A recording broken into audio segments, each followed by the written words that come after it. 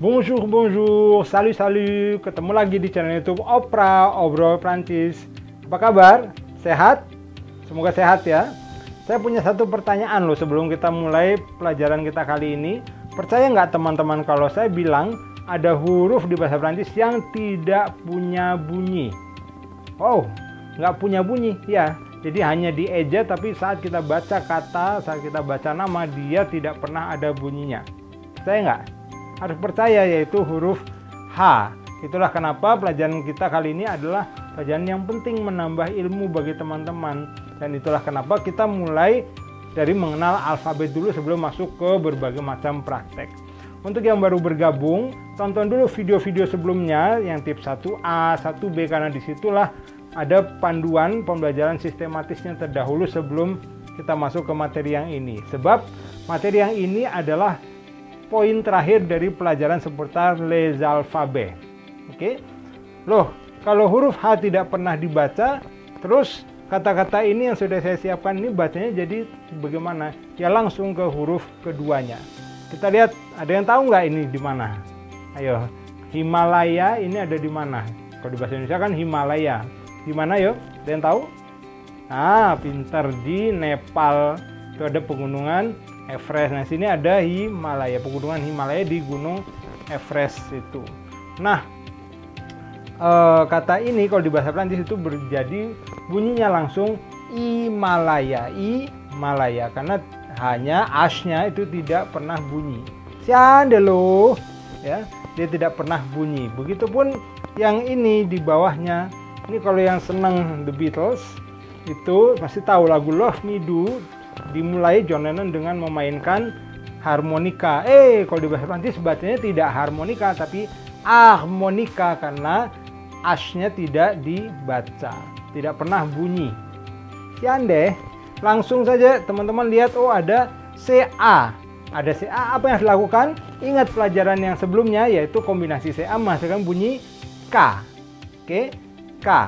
Dari CA ini masuk ke situ. Untuk yang belum tahu atau lupa, coba buka video yang kombinasi huruf C.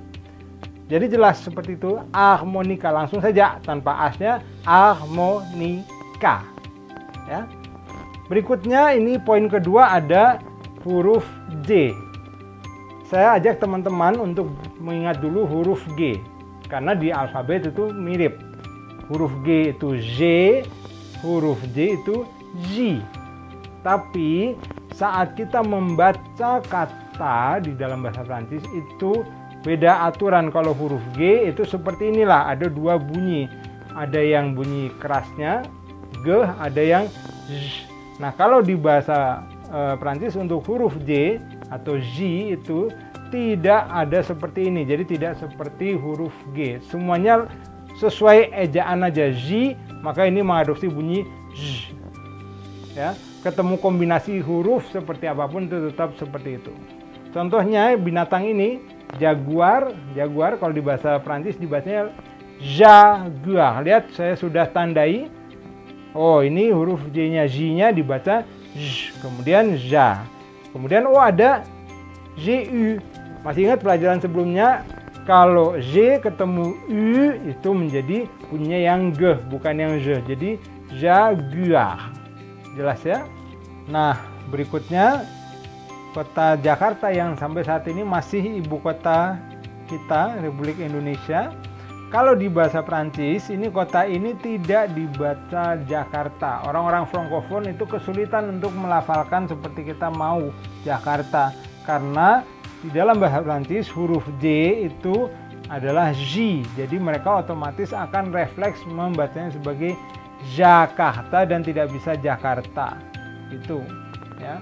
Lantas pertanyaan teman-teman mungkin lah, kalau saya mau mereka bacanya Jakarta, jangan repot-repot memaksakan mereka harus baca dengan ini, ejaan seperti ini harus dibaca Jakarta. Ada caranya. Nah, ini ilmu baru untuk teman-teman. Bunyi J di bahasa Prancis itu bukan tidak ada, tapi cara mendapatkan bunyi J di bahasa Prancis itu adalah dengan kombinasi huruf D dan J. D dan J. Kalau teman-teman tulis Jakarta dengan ejaan lamanya, mereka bisa baca Jakarta. Atau biarkan namanya sesuai dengan ejaan yang sekarang, tapi dalam kurung teman-teman tulis cara panduan membacanya begini, pakai ejaan lama. Seperti di sini saya tulis panduan cara baca dalam bahasa Indonesia, yang ini panduan cara baca dalam bahasa Prancis. Jadi bunyi DJ itu adalah je, gitu ya. Kombinasi ini adalah je. Begitu cara kita membuat orang frankofon bisa membaca, bisa membunyikan je. Ini juga contohnya. Ini yang ada di tangan ini adalah jari.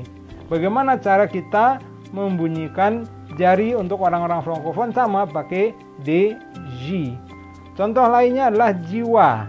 Oke, sama, D J I W A. Begitu caranya.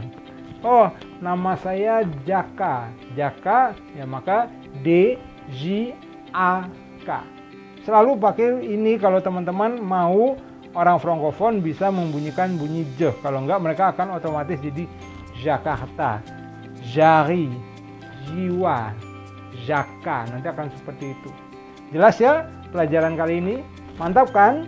Sekarang teman-teman berkat pelajaran yang terakhir ini seputar les alphabets français, jadi bisa membaca alfabet, mengeja alfabet satu persatu dengan benar dan tahu aturan-aturannya. Oh ya, saya tahu kombinasi huruf gini, CA, CO, CU, GA, GO, GU, CE, CI, GE, GI, dan juga ini yang H dengan J ada aturannya. Nah, inilah panduannya untuk teman-teman sekalian. Jelas sekali, komprehensif kan?